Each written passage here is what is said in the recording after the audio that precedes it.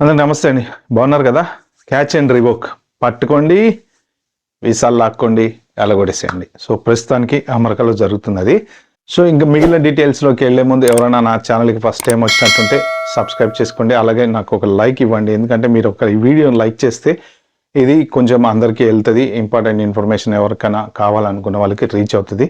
So like చేసుకోండి. మీరు ఎవరైనా చేయాలి అనుకుంటే షేర్ చేయండి. ఇంకా మనం టాపిక్లోకి వెళ్ళిపోదాం.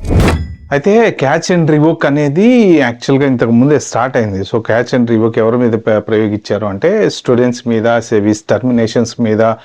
సో ఏమన్నా ఇష్యూస్ ఉన్నా, క్రిమినల్ ఇష్యూస్ ఉన్నా, అవన్నీ ఏది ఉన్నా సరే వీళ్ళని పట్టుకోండి, అలౌట్ చేయండి అని చెప్పేసి కొన్ని రోజులు నడిచింది. అది నడిచిన తర్వాత కొంత మళ్ళీ కోర్టులు వచ్చేసి ఇంటర్వ్యూన్ అయింది. వాళ్ళ మధ్యలో అలా పంపించేస్తారు స్టూడెంట్స్, వాళ్ళకి రిలీఫ్ ఇవ్వండి అని చెప్తే మళ్ళీ వాళ్ళు సేవీస్ వాళ్ళది మళ్ళీ బ్యాక్ టు నార్మల్ చేశారు. సో ప్రజెంట్ వాళ్ళంతా చదువుకుంటున్నారు, బాగానే ఉంది. బట్ ఏదైనా కానీ ఇది ఎన్ని రోజులు ఉంటుంది సేవీస్ మళ్ళీ మనకు బ్యాక్ వచ్చింది కదా అని మనం ప్రశాంతంగా ఉండటానికి లేదు.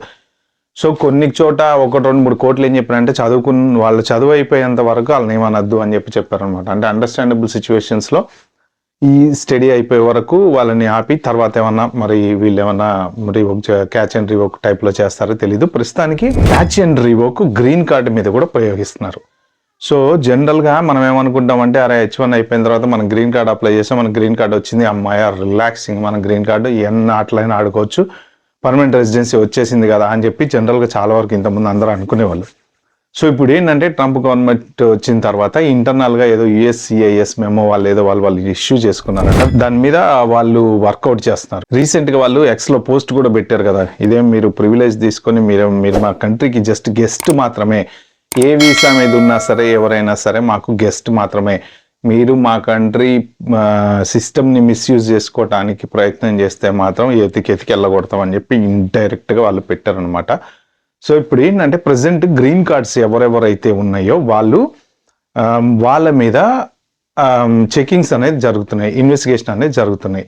సో వాళ్ళు ఎక్కడ దొరుకుతున్నారు అంటే మెయిన్ కొంతమంది ఇండియా వెళ్ళి వెనక్కి వచ్చిన వాళ్ళు ఎవరైతే ఉంటారో వాళ్ళ మీద ఫస్ట్ ఆఫ్ ఆల్ టార్గెట్ చేశారనమాట. మోర్ దెన్ 6 months కన్నా బయట ఎక్కువ ఉంటే వాళ్ళ ట్రావెల్ హిస్టరీ చూసి చాలా మందిని I-407 ఫామ్ సైన్ చేయమంటున్నారు. సో ఒకవేళ మనం ఆ ఫామ్ కనుక సైన్ చేసామంటే మన గ్రీన్ కార్డు మనంతటా మనమే వాళ్ళకి హ్యాండ్ ఓవర్ చేసినట్టు అయిపోయింది. ఇక మనకి విజిట్ వీసా ఇచ్చి కంట్రీలోకి పంపిస్తారు. ఆ మధ్య ఎవరో కామెంట్లో కూడా పెట్టారు, గ్రీన్ కార్డు ఎలా క్యాన్సిల్ చేసి విజిట్ వీసా ఇస్తారు అని చెప్పి. అది జరుగుతుంది, అది సిస్టమ్లో చాలా మంది పెడుతున్నారు. సో గ్రీన్ కార్డ్ క్యాన్సిల్ చేయడం, లోకల్కి విజిట్ వీసా ఇచ్చి పంపించడం, మళ్ళీ వెళ్ళిపోవటం. సో అంటే ఏంటంటే మనంతటా మనం సైన్ చేసేసి వాలంటీర్గా గ్రీన్ కార్డ్ రిజెక్ట్ చేసినట్టు. లేదు మేము సైన్ చేయము అని కనుక అడ్డం తిరిగితే వాళ్ళు ఏం చేస్తున్నారంట అంటే నోటీస్ టు ఎపియర్ అని చెప్పేసి ఇచ్చి పంపిస్తున్నారట. గ్రీన్ కార్డు ఉంచుకోండి కానీ కోర్టుకి ఎపియర్ అయ్యి కోర్టులో ఎక్స్ప్లెయిన్ చేయండి. ఏం ఎక్స్ప్లెయిన్ చేయాలి?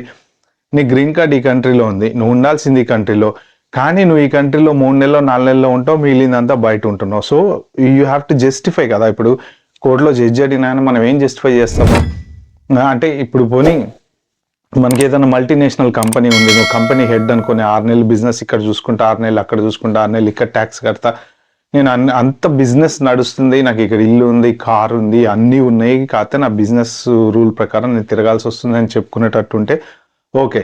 లేదు అసలు ఏ ఉద్యోగం సద్యోగం లేకుండా కొంతమంది పేరెంట్స్ గ్రీన్ కార్డ్స్ అప్లై చేస్తారు కదా, వాళ్ళు ఏంటి పాపం 6 నెలలు వెదర్ ఇక్కడ భరించలేక 6 నెలలు ఇండియాలో ఉంటారు, 6 నెలలు ఇక్కడ ఉంటారు.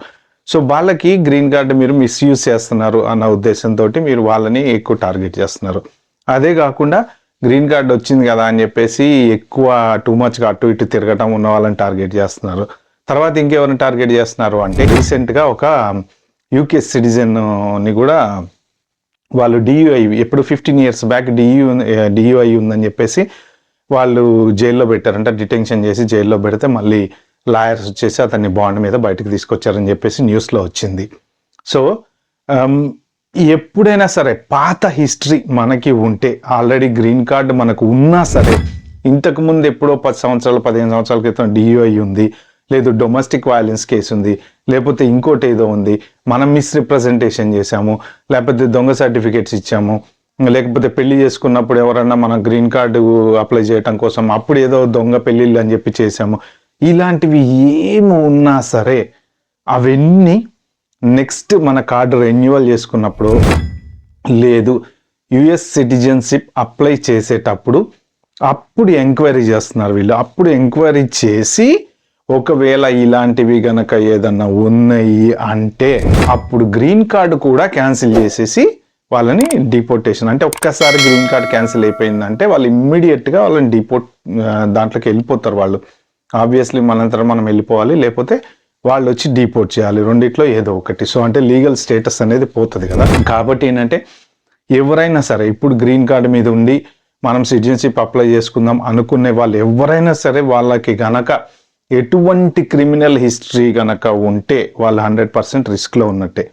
మనం అనుకుంటాం చిన్న చిన్నవే అని, ఏముంది ఇది పెట్టి క్రైమ్సే కదా, షాప్ లిఫ్టింగ్లు, తర్వాత డియుఐలు, ఇవన్నీ ఏం అంత పెద్ద సీరియస్ క్రైమ్స్ అని. మనకి సీరియస్ క్రైమ్స్ కాదు, కానీ యునైటెడ్ స్టేట్స్ గవర్నమెంట్గా సీరియస్ క్రైమ్. వాళ్ళు ఏమంటున్నారంటే మీరు రండి, నీతిగా నిజాయితీగా ఉండండి, ట్యాక్సులు కట్టండి, ఇల్లు కొనుక్కోండి, ప్రశాంతంగా ఉండండి. కానీ ఇక్కడికి వచ్చి మీరు మీ డ్రామాలన్నీ చేస్తే తాగి కారు నడపటాలు, ఓవర్ స్పీడింగ్ చేయటాలు, యాక్సిడెంట్లు చేయటాలు, మిస్ రిప్రజెంటేషన్ అంటే దొంగ డాక్యుమెంట్స్లు ఇచ్చి మీరు ఇలాంటివి వీసాలు తెచ్చుకోవటాలు, దొంగ గ్రీన్ కార్డులు కూడా నడుస్తున్నాయట మన యుఎస్లో.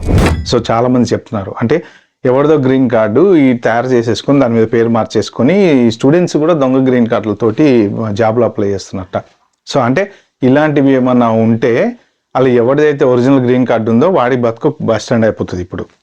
సో కాబట్టి ఈ సిచ్యువేషన్లో ఎవరన్నా ట్రావెల్ చేసి రిటర్న్ ఎయిర్పోర్ట్కి వచ్చేటప్పుడు ఇలాంటివి చూసుకోవాలి. మీకు గనక ఏమన్నా డియుఐ ఇష్యూసో, లేకపోతే పెట్టి క్రైమ్ ఇష్యూసో, లేకపోతే షాప్ లిఫ్టింగ్ ఇష్యూసో, లేకపోతే పోలీసుల దగ్గర మీ ఏది వేలుముద్రలు, ఫింగర్ ప్రింట్స్ ఉండడమో, లేకపోతే ఇంకేమైనా డొమెస్టిక్ వైలెన్స్ కేసు ఇలాంటివి ఏమన్నా ఉంటే కనుక బెటర్ అవాయిడ్ ట్రావెలింగ్ అనేసి చెప్తున్నారు. సో ఏంటంటే ఫస్ట్ వాళ్ళు దొరికేది ఎక్కడ అంటే ఎయిర్పోర్ట్లో రిటర్న్ వెనక్కి వచ్చిన తర్వాత, అదొకటి. నెక్స్ట్ వీళ్ళంతా ఇంకెక్కడ దొరుకుతారు అంటే ఆల్రెడీ గ్రీన్ కార్డులు ఉన్న వాళ్ళు సిటిజన్షిప్ అప్లై చేసుకునేటప్పుడు వాళ్ళు ఇప్పుడు జనరల్గా సోషల్ మీడియా ఇవన్నీ డీటెయిల్స్ అన్ని ఇవ్వాలని చెప్పేసి కొత్తగా చాలా వచ్చినాయి కదా. సో మనకన్నా ముందే వాళ్ళు మన మీద నిఘా పెట్టారు, ఆర్టిఫిషియల్ ఇంటెలిజెన్స్ తోటి డీటెయిల్గా ఎంక్వైరీలు చేస్తున్నారు. ఈ అప్లికేషన్ వెళ్ళగానే ఈ అప్లికేషన్ పేరు మీద వీళ్ళ హిస్టరీ, వీడి మీద ఏమైనా కేసులు ఉన్నాయా, ఇవి ఉన్నాయా, అన్నీ ఆల్మోస్ట్ లింక్డ్ అయిపోయినాయి కదా. కాబట్టి అలాంటి సిచ్యువేషన్లో ఏమన్నా ఉంటే immediate green card cancel, out, deport. So ఏమన్నా ఉంటే మాత్రం మీరు ట్రావెల్ చేయకుండా ఉండడమే బెటరు. నెక్స్ట్ ఏంటి అంటే మీరు పాస్పోర్ట్ అప్లై చేసే ముందు బెటర్ లాయర్తో మాట్లాడుకొని ఇమిగ్రేషన్ అటార్నీ ఎవరైతే ఉంటారో ఏం చేయాలి ఏంటి, మరి నాకు ఇట్లాంటి ఇష్యూస్ ఉన్నాయి అని చెప్పేసి చెక్ చేసుకోవటం అయితే బెటర్. కాబట్టి గ్రీన్ కార్డు ఉంది మేము సేఫ్ అనుకోవటానికైతే 100% లేదు. సో జనరల్గా ఇది నేను చెప్దాం అనుకుంది ఏంటంటే మెయిన్ ట్రావెల్ చేసేటప్పుడు దొరుకుతారు. సో ఎట్లా అంటే వీళ్ళు చెక్ చేసేది మిస్రిప్రజెంటేషన్లు, డియుఐలు, మనం ఏమైనా ఫాల్స్ డాక్యుమెంట్స్ ఇవ్వటం కానీ, మెయిన్ క్రైమ్ రిలేటెడ్ అయితే ఎక్కువ గ్రీన్ కార్డు వాళ్ళని అయితే టార్గెట్ చేస్తున్నారు. సో ఇది కూడా మన పాస్పోర్ట్ అప్లై చేసుకునేటప్పుడే పెద్ద ప్రాబ్లం వస్తుంది.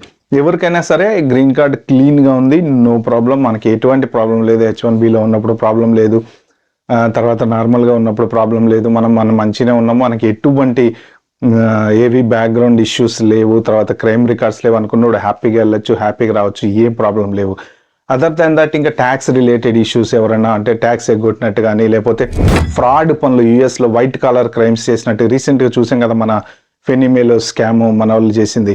అలాంటి స్కామ్స్ ఎవరైనా చేసినా కానీ, వైట్ కాలర్ క్రైమ్స్ చేసినా కానీ, సో వీళ్ళు ఎవరైనా ఎన్ని రిలేటెడ్ చిన్న స్కాము, లేకపోతే షాప్ లిఫ్టింగు, లేకపోతే క్రైము ఏది ఉన్నా సరే ఖచ్చితంగా ఫ్యూచర్లో మీకు గ్రీన్ కార్డ్ పోయే ఛాన్స్ అయితే ఉంది 100%. ఇక లేదంటే లాయర్ని పట్టుకొని మనం ఫైట్ చేయాలి. అది కూడా ప్రజెంట్గా ఇమీడియట్గా అయితే వచ్చి పట్టుకోవట్లేదు, కానీ ట్రావెల్ చేసినప్పుడు కానీ, లేకపోతే పాస్పోర్ట్ అప్లై చేసినప్పుడు కానీ, సో ఇలాంటివి అయితే జరుగుతున్నాయి అనమాట.